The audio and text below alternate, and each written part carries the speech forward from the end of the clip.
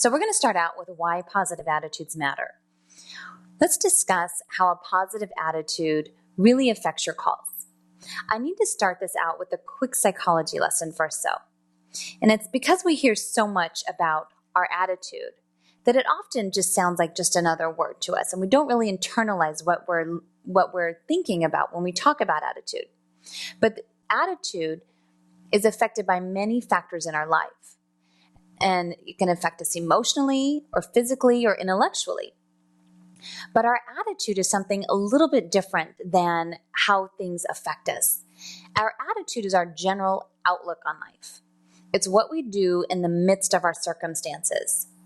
It takes focusing on the right things to stay positive.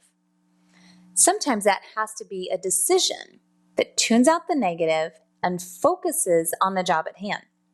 That's not always easy to do. And for some people, they're just naturally positive and easygoing. And I really like being around people like that because I can tend to be a worrier. And if you're like that, then you probably need to be around people that are the opposite of you because they teach us how to neutralize our concerns and just deal with things as they come. Now, as adults, we've all learned how to talk to ourselves to bring back a positive outlook. We don't want to let the negative self-talk and thoughts be louder and more frequent than the positive self-talk. So there's always obstacles. That's with every person in their personal lives and on their job. But excelling at what you do at work can positively affect other areas. Making someone else's day better can also make you feel a little better.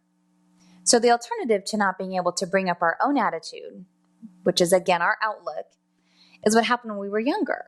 Our parents, our teachers, and principals would adjust our outlooks.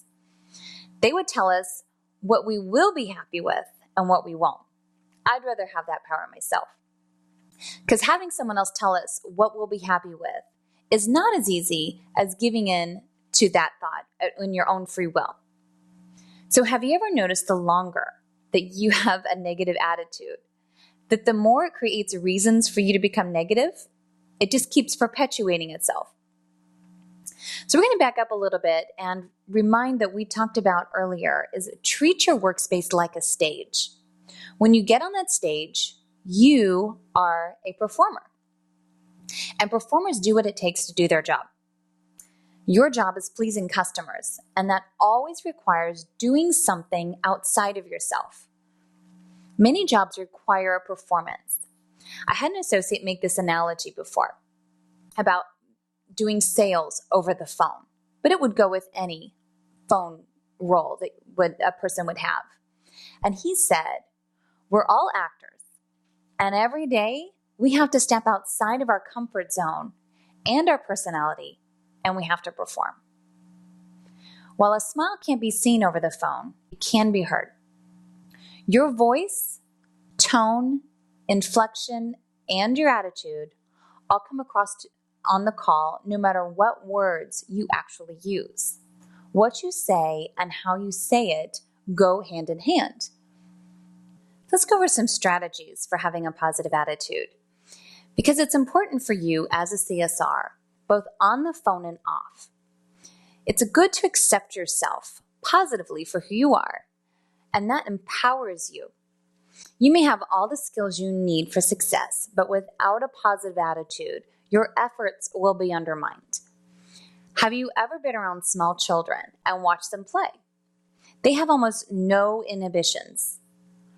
They always want to be heard and really love themselves. They also don't think with limitations. They think they can accomplish anything they want to do.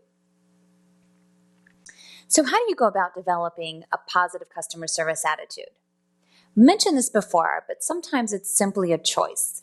You just choose to be positive each day. In fact, it may be a rough day. You woke up late, maybe you got a speeding ticket on the way to work, and you're just trying to make it on time at this point. Then you trip in the parking lot and tear your pants on the way in, only to find your desk has been moved again.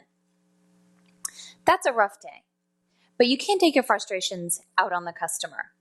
So just know that there are days that all you can do is take a deep breath and give yourself a do-over.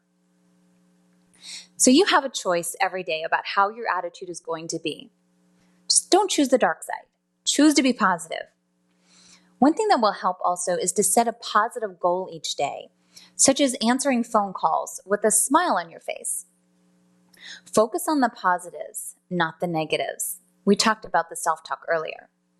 For example, if a customer calls to complain, instead of focusing on the customer's angry tone of voice, focus on the solution. Pride yourself in being a problem solver and how many negative calls you can turn into positive calls. I've called into my bank before to speak to a customer service agent. And you have to realize that when you're dealing with a person's money, they may be a little more passionate about a resolution than a product they just bought. Now, there are times that my simple question does not get handled properly. But then there are times that my complicated questions, where I started out upset on the call, were handled with empathy and with, more importantly to me at the time, was competency, that I gave a rave review in the end. So just because a caller starts out unhappy doesn't mean that's how they're going to end the call. I'm more willing to give a great review when I call in upset and then impressed by the outcome. This can be your goal, raising your ratings by helping even the most difficult callers. So the next thing we'll talk about in developing a positive attitude is to find a positive role model and surround yourself with positive people. You may possibly have associates sitting around you or that you know of that tend to mumble and complain, and it may begin to wear on you after a while. It's really important during these times that you just go ahead and address it with them. They may need your help in pulling them out of a rough day. And they may actually thank you because it's exactly what they needed in order to get a different attitude. So you want to avoid negative scenarios whenever possible. Another one may be just being on break and maybe listening to coworkers gossip or complain. After a while, you're going to take notice that negative people drain your energy. You want to take notice of those around you. On the flip side, you want to thank your customers and your coworkers. You want to recognize and acknowledge all of their contributions. You'll be amazed at the positive energy you'll receive in return. When was the last time you actually went to one of your coworkers and you said, "I think that you do such and such really well"? That's how you build a team. You want to be helpful and supportive of each other. Just as you have rough days, they're going to have some difficult days. You want to create a daily goal and make it something that's going to create some positive energy, such as how many customers can I turn around today that start out angry and they end up actually very satisfied in the end and grateful. The other thing about positive, becoming more positive is realizing and accepting that each of us has shortcomings. It's not always easy to look at what we don't do well or admit it even to ourselves, because most of us try to do a good job at everything we do, and it's hard to realize when we maybe fail. But just know that everyone has something that they have to work on. And when you see part of that negative attitude rising up, all you have to say is, "Oh, there's some negative traits raising its ugly head. I need to keep that under control."